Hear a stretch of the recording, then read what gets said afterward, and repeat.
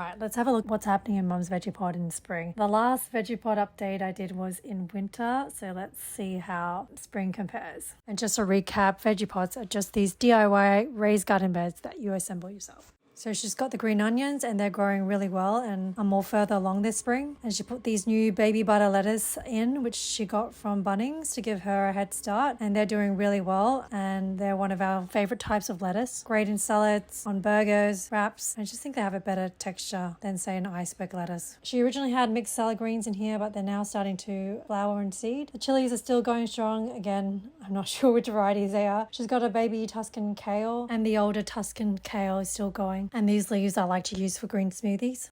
The mints are doing well. They were starting to spread a bit. Mum said the roots were competing with other herbs, so she'll probably take these out of Vegepods and transfer them to a larger pot because we only eat mint sometimes and this is a bit much. And that's the basil I got from Caboolture Country Market. They're doing really great. We're just letting it get a little bit bigger before repotting it. So lots of baby kale going in the Vegepods. The coriander is starting to seed and flower here. Mum will collect the seeds and replant them again. Vietnamese mints are still here and there's more coriander seeding here and they have these white, delicate, feathery flowers.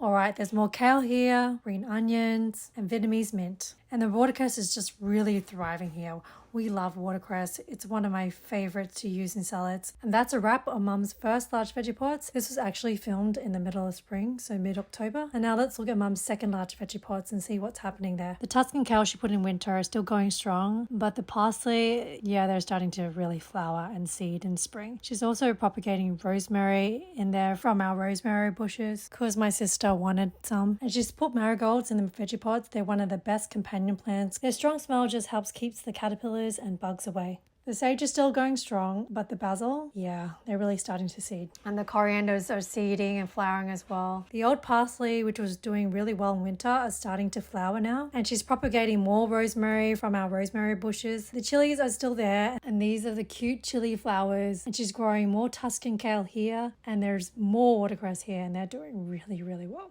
Usually the Vegepods are a bit more thriving this time of year. It's just been one of the warmest springs on record across Australia this year and we really felt it here in Brisbane. But shortly after filming this, the heavens finally opened up and we got that much needed rain and even a double rainbow. I love rainbows. It never gets old.